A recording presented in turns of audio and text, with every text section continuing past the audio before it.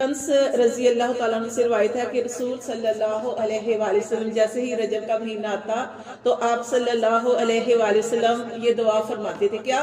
اللہم بارک لنا فی رجب و شعبان و بلغنا رمضان. کیا مطلب ہے کہ اے اللہ ہمارے رجب اور شعبان میں برکت نازل فرما اور ہمیں رمضان تک پہنچا.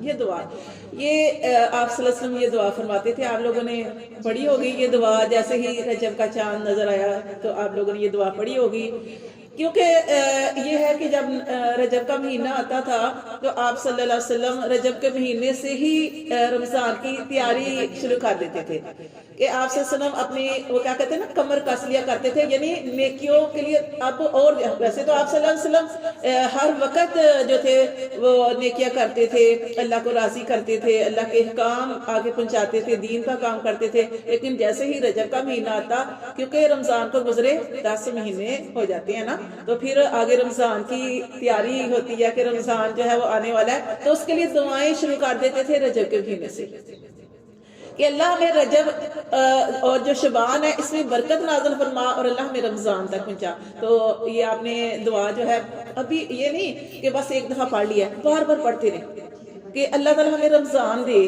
کیونکہ رمضان کا مہینہ جو ہے وہ اس کے بارے میں کتنی زیادہ اس کی فضیلت ہے کہ اور وہ امت کی بخشش کا مہینہ ہوتا ہے. اس میں بخشش عام ہوتی ہے، سحری کے وقت، افطاری کے وقت، اور اس کے علاوہ بھی اللہ تبارک و تعالیٰ لوگوں کو جو ہے وہ معاف فرماتی ہے. تہجد کے وقت وہ جب بھی انسان اللہ کو رو کے پکارے تو اللہ تعالیٰ تو سننے والے ہیں نا، تو اللہ تعالیٰ جو ہے انسان کی مغفرت فرماتے ہیں، بخشش فرماتے ہیں. اور آخری رات میں بھی اس کی بھی بہت زیادہ فضیلت ہے، اس لیے رمضان کے لیے ابھی سے دعائیں کرنی ہیں. تو یہ آپ صلی اللہ علیہ وسلم رجب سے، اور رجب کا مہینہ جو ہے وہ آپ جانتے ہیں کہ حرمت والا مہینہ ہے. رجب کا مہینہ کافر لوگ بھی اس کا احترام کرتے تھے. جیسے کہ ایک نوجوان تھا تو وہ ایک لڑکی سے بہت زیادہ محبت کرتا تھا، ایک عورت سے نا، تو ہر وقت اس کی کوشش ہوتی تھی اس کو پانے کی.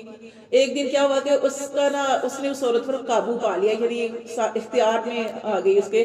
تو اس نے سوچا کہ میں اس کے ساتھ برائی کروں گا، غلط ارادہ کیا اس نے اس کے ساتھ. لیکن اس نے دیکھا کہ لوگ چاند دیکھ رہے ہیں، اس کے دل میں خیال آیا کہ دیکھو کون سا چاند ہے. پوچھا لوگوں سے کہ کیا کر رہے ہو اور کون سے مہینے کا چاند ہے. انہوں نے بتایا کہ یہ نا رجب کا مہینہ جو ہے وہ شروع ہو گیا.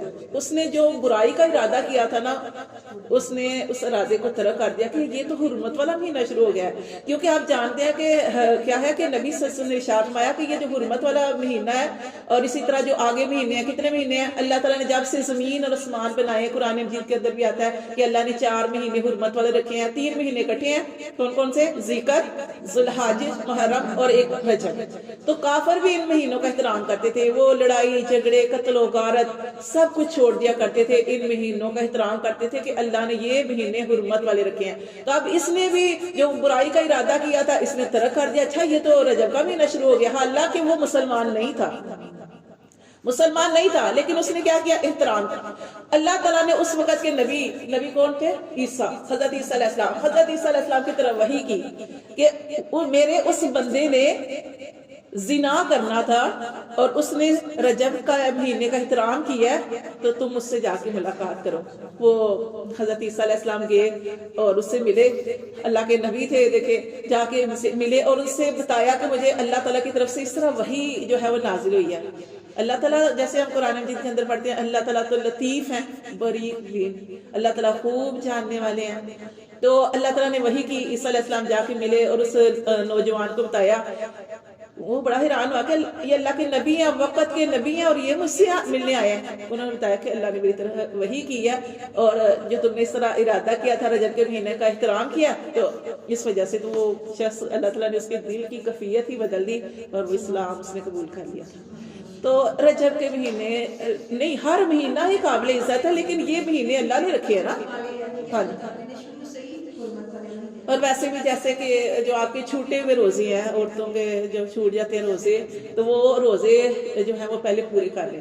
آپ صلی اللہ علیہ وسلم بھی اپنی زوجہ کو بھی کہا کرتے تھے, حضرت عائشہ رضی اللہ تعالیٰ وہ بھی اپنے یعنی جو روزے چھوٹ جاتے ہیں ان ایام میں رمضان کے آنے سے پہلے وہ روزے پورے کرنے جو ہے وہ ضروری ہوتے ہیں. تو وہ روزے جو ہے نا آپ پہلے پورے کر, ٹھیک ہے نفلی روزے اور بھی رکھیں لیکن پہلے اپنے وہ روزے پورے کریں کیونکہ وہ روزے آپ کے اوپر فرض سے, وہ روزے فرض سے, تو ان روزوں کو جو ہے وہ آپ نے پورا کرنا.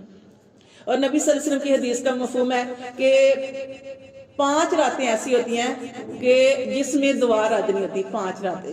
اور ایک رات, پہلی رات رجب کی پہلی رات حرمت والا مہینہ ہے, پھر 15 شعبان کی رات, اور پھر جمعرات اور جمعے کی جو رات ہوتی ہے درمیانی رات یعنی شب جمعہ, جمعرات کی جو رات ہوتی ہے اس میں, اور جمعے کے دن, ٹھیک ہے نا, شب جمعہ اور جو ہے, اور اس جمعرات اور جمعے کی درمیانی رات, ٹھیک ہے, اور اس کے علاوہ عید الفطر کی جو چاند رات ہوتی ہے اور عید الاضحیٰ کی چاند رات. تو یہ جو عید الفطر اور عید الاضحیٰ ہوتی ہے ان کی راتوں میں بھی اب کیا ہوتا ہے کہ جیسے عید الفطر کا ہمیں پتہ چلا تو ہم سارا کچھ چھوڑ دیتے ہیں اور بازاروں کی طرف چلے جاتے ہیں, نہیں بلکہ وہ رات بھی اللہ سے مانگنے والی رات ہے کہ اللہ ہم نے تیرے حکم کے مطابق, اللہ یہ روزے رکھے, ہم بھوکے رہے پیاسے رہے, اللہ ہم نے ساری عبادات بھی زیادہ کرنے کی کوشش کی اپنی طرف سے, تو بس اللہ تو اس دن اللہ سے زیادہ دعائیں کرنے کی ضرورت ہوتی ہے. تو اس دن ہم کیا کرتے ہیں کہ وہ بھی ساتھ ساتھ عید کی تیاری بھی کریں, وہ بھی کریں ظاہر کپڑے, وہ بھی صبح کی تیاری کرنا, عید کی تیاری بھی کریں, ساتھ ساتھ کپڑے بھی کریں, لیکن کپڑے بھی استری کر رہے ہیں تو آپ پھر بھی آپ اللہ کا ذکر منہ سے کرنا ہے نا. اگر قرآن نہیں اس ٹائم پڑھ سکتے تو دعائیں تو ہو سکتی ہیں. دعا کا کوئی نہیں ہے کہ ضروری نہیں کہ آپ نے بیٹھ کے دعا کرنی ہے, آپ کپڑے سے کر رہے ہیں, اللہ سے دعا کرتے رہیں, اللہ کا ذکر کرتے رہیں. تو یہ ساری چیزیں کہ عید الفطر کی رات اور عید الاضحیٰ کی رات, کیونکہ عید الاضحیٰ کی رات جو ہے نا اس دن بھی کتنی بڑی سعادت ملی کس کو, حضرت ابراہیم علیہ السلام کو اللہ نے ان کی اس قربانی کو قبول فرمایا اور اللہ تعالیٰ نے ان کے بیٹے کو بچا لیا. اور اللہ تعالیٰ نے یہ ایک جو سنت ہے وہ پوری کی جاتی ہے, ٹھیک ہے نا, وہ جو بھی جانور آپ ذبح کرتے ہیں, ٹھیک ہے. تو یہ ہے. اور اچھا جیسے کہ آپ دیکھیں کہ جیسے یہ کہہ رہے ہیں جشن ولادت مولا علی, حضرت علی رضی اللہ تعالیٰ, یہ حضرت ابو طالب کے بیٹے تھے. حضرت ابو طالب کے بہت زیادہ بچے تھے, تو حضرت ابو طالب جو تھے وہ مطلب کہ غریب تھے, تو پھر جب ان کے بچے زیادہ تھے تو باقی صاحب نے یہ کیا کہ ہم ان کے بچے جو ہے نا چلو آپس میں کر لیتے ہیں, کچھ ہم رکھ لیتے ہیں یہ طرح. اور یہ جب ان کی تقسیم کی گئی بچوں کی تو حضرت علی نبی صلی اللہ علیہ وسلم کے حصے میں آئے تھے, اور حضرت علی آپ صلی اللہ علیہ وسلم کے پاس رہے, آپ صلی اللہ علیہ وسلم کے پاس, اور بلکہ جب آپ صلی اللہ علیہ وسلم کے پاس کیا جب پیدا ہوئے تو تب بھی نبی صلی اللہ علیہ وسلم ہاں سب سے پہلے آنے دیکھا تھا, اور یہ ان کے پاس ہی رہے. پھر اللہ نے ایسا پاس رکھا کہ دماد بھی بنا دیا بعد میں, اور آپ صلی اللہ علیہ وسلم نے ان کو ابو تراب بھی کہا تھا. ایک دفعہ آپ صلی اللہ علیہ وسلم کی بیٹی سے ناراض تھے اور آپ ڈھونڈنے گئے نا تو مٹی کے اوپر لوٹ پوٹ ہو رہے تھے, تو ابو تراب ان کا نام رکھا گیا. حیدر قرار, جیسے میں نے بھی آپ کو بتایا کہ حیدر قرار ان کا نام رکھا گیا, وہ جو کیا تھا انہوں نے خیبر جو تھا فتح کیا تھا. اور یہاں پہ آپ کو خیبر جو فتح کیا تو اس کے بارے میں ایک چھوٹا سا واقعہ بھی بتانا کہ ایک دفعہ ایک نوجوان تھا, اس نے نا حضرت علی کو دیکھا نہیں ہوا تھا, تو اس کی خواہش تھی کہ میں دیکھوں کہ وہ جو کتنی ان کے اندر طاقت ہے, میں ان کو دیکھوں کہ جنہوں نے وہ خیبر فتح کیا ہے, تو میں ان کو دیکھنا چاہتا ہوں. تو ایسے پوچھتے پچھاتے نا لوگوں سے اس جگہ پہ پہنچے جہاں پہ حضرت علی رہتے تھے. لوگوں نے بتایا کہ وہ ہے, پوچھا کہ حضرت علی کو کہاں ہے, تو بتایا گیا کہ وہ جو بیٹھے نا حضرت علی ہے. تو اس نوجوان نے دیکھا تو حضرت علی رضی اللہ تعالیٰ نے بیٹھے ہوئے تھے, تو وہ نا اخروٹ توڑے تھے, اتنی کوشش کر رہے تھے, اخروٹ نہیں ٹوٹ رہا. اب نا وہ نوجوان جو تھا وہ تھوڑی دور سے دیکھ رہا ہے ان کو اور ساتھ میں مسکرا رہا ہے.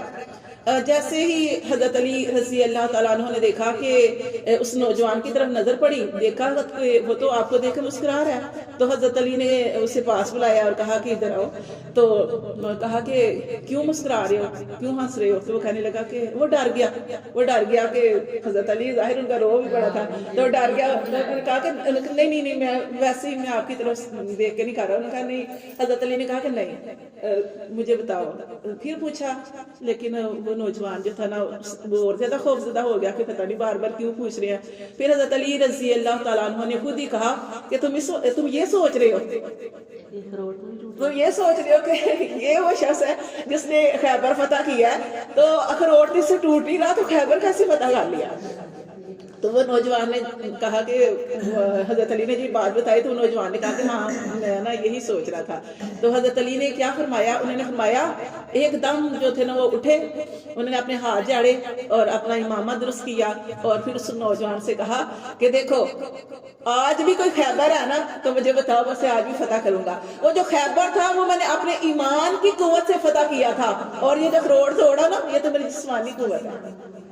تو وہ آج بھی کوئی ایسا ہے تو ہمارا ایمان اتنا زیادہ مضبوط ہے کہ آج بھی ہو تو آج بھی توڑو۔ تو یہ حضرت علی رضی اللہ تعالیٰ عنہ یہ بہت پیارے یہ صحابی تھے، آپ صلی اللہ علیہ وسلم کی خدمت میں رہے، 10 سال کے تھے کہ جب اللہ تعالیٰ کو حکم آیا، کیا حکم آیا کہ آپ اللہ تعالیٰ نبی صلی اللہ علیہ وسلم کو وحی نازل ہوئی کہ آپ نے کیا کرنا ہے، دین کا کام شروع کرنا ہے۔ نبوت جب اللہ تعالیٰ نے آپ کو دی تو آپ نے اب سب سے پہلے کام یہ شروع کرنا ہے اپنے گھر والوں سے۔ جب آپ نے دعوت دی تو سب سے پہلے اسلام قبول کرنے والے بچوں میں سے حضرت علی تھے۔